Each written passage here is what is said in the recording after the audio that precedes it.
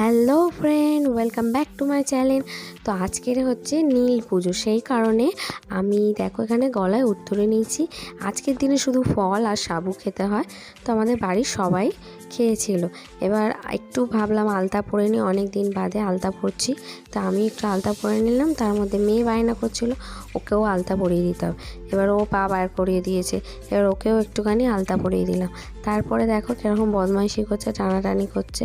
এবার ওর পাপা এখানে রেডি হয়ে গেছে বাঁক নিয়ে যাবে বলে, সেই কারণে এবারে মালসায় ভাত করা হয়েছিল। আতপ চাল, ডাল আর আলু দেওয়া হয়।